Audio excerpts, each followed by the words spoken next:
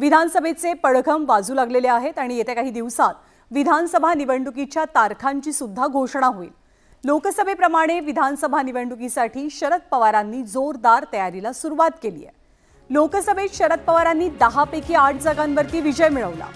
लोकसभेतल्या विजयामुळे पवारांच्या पक्षात येणाऱ्यांचा ओघ आता वाढू लागलाय। साखरपट्ट्यामध्ये शरद पवारांनी महायुतीला एकापाठोपाठ एक धक्के द्यायला सुरुवात केली आहे।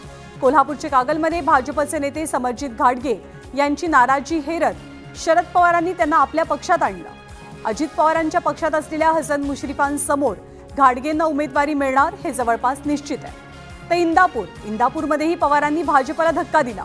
हर्षवर्धन पाटील यांना आपल्या पक्षात सामील करून घेत पवारांच्या पक्षानं त्यांना उमेदवारी म्हणून इंदापूरमधून उतरवण्याची घोषणाही केली आहे। तर आता पवारांची नजर साताऱ्यामधल्या फलटणवर आहे।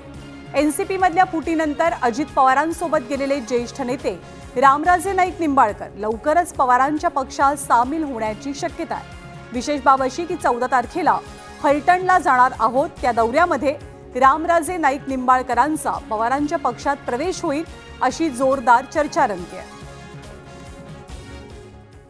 आणि आज इंदापूरमध्ये बोलताना रामराजे नाईक निंबाळकरांसंदर्भात शरद पवारांनी एक मोठं विधान केलंय।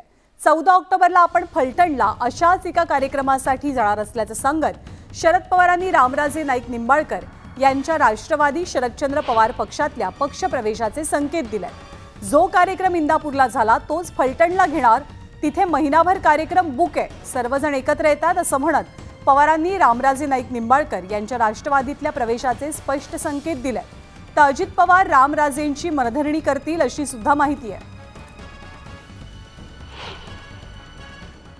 त्यांनी हत्या केला की इंदापूरला चाललाय, 14 तारखेला आमच्याकडे आलेच पाहिजे।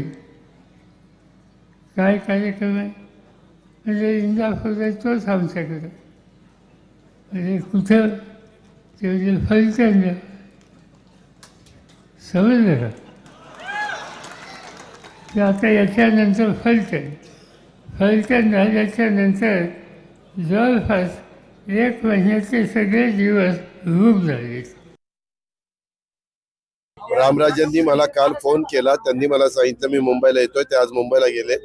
मी आज रात्री जाऊ शकणार नाही, पण उद्या अर्ली मॉर्निंग मुंबईला जाणार आहे, त्यावेळेस मी त्यांच्याशी बोलणार।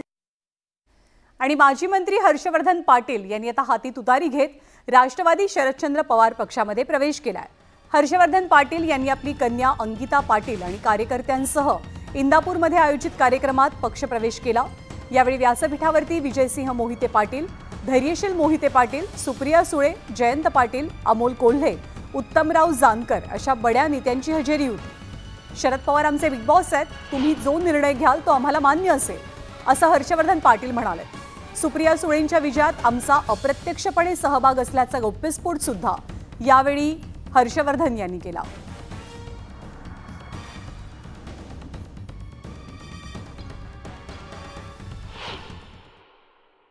साहेब आता आपण तर बिग बॉस आहातच, पण तुम्ही सुद्धा खाली आता तुमच्या मार्गदर्शनाखाली आज आपल्या बारामती तालुक्यामधला एक युवा बिग बॉस झाला, याचा आम्हा सर्वांना खूप मनापासूनचा आनंद आहे। आणि म्हणून आता जबाबदारी साहेब आमच्यावर सगळ्या कार्यकर्त्यावर आलेली आहे। सुप्रियाताई त्या आमच्या भगिनी आहेत आणि ताई आम्हाला अभिमान आहे की तुम्ही 4 वेळा खासदार झाला, 3 वेळा प्रत्यक्षपणे आमचा सहभाग होता थोडाफार, आणि कालच्या निवडणुकीला आमचा सहभाग हा अदृश्य होता।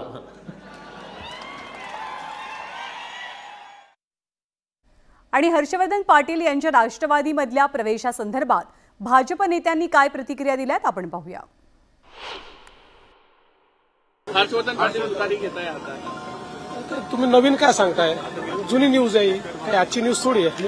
गर्दी मोठ्या प्रमाणावर आज कार्यकर्त्यांची येत आहे, आचारसंहिता लवकरच लागणार आहे असे देवता काय? आता जेव्हा निवडणुका जवळ येतात आणि आचारसंहिता जवळ येते त्यावेळेस तिकीट इच्छुकांची गर्दी ही नेहमी वाढत असते। त्यांचं जे काही म्हणणं आहे ते आम्ही ऐकून घेतो। स्वाभाविकपणे हर्षवर्धन पाटलांची जी अडचण झाली होती आणि त्यांनी जर तुतारीचा जाण्याचा घेण्याचा निर्णय केला तो दुर्दैव, तो त्यांचा निर्णय दुर्दैव होता। सगळे असं आहे की ज्यांच्यावर राजकीय संघर्ष अनेक वर्ष आपण केला त्यांच्या आजोबांनी केला, स्वर्गीय शंकरराव बाजीराव पाटलांनी, ज्यांच्यावर आयुष्यभर त्यांनी हयात घालवली संघर्षाची, आज तुम्ही त्यांच्या मांडा जाऊन बसता, हे काही मला वाटतं योग्य नाही. आणि हर्षवर्धन पाटील यांच्या पक्षप्रवेश सोहळ्याच्या वेळी उत्तम जानकर यांनी जोरदार फटकेबाजी केली आणि राष्ट्रवादी अजित पवार गटावर टीका केली. बारामतीतील 1.5 दिवसाच्या गणपतीचं साहेबांनी विसर्जन केलं असं म्हणत जानकर यांनी अजित पवारांवरती निशाणा साधला. तर राष्ट्रवादीचे आमदार दत्ता भरणे यांना सुद्धा त्यांनी हिणवलं. साहेब आपल्याला मंत्री करणार होते, परंतु मध्ये नेमकं काय झालं, कुठे अडलं याचा किस्साही त्यांनी सांगितला.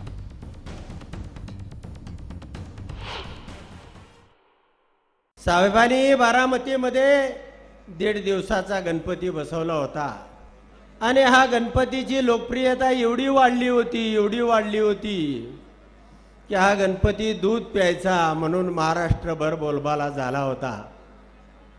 आणि एक दिवस बातमी आली की हा गणपती दारू प्याला, भ्रष्ट झाला आणि म्हणून साहेबांनी 1.5 दिवसामध्ये या गणपतीचं विसर्जन केलं. मित्रांनो, पण गणपतीचं विसर्जन केल्यानंतर गणपतीच्या पायाजवळ हा उंदीर मामा राहिला होता.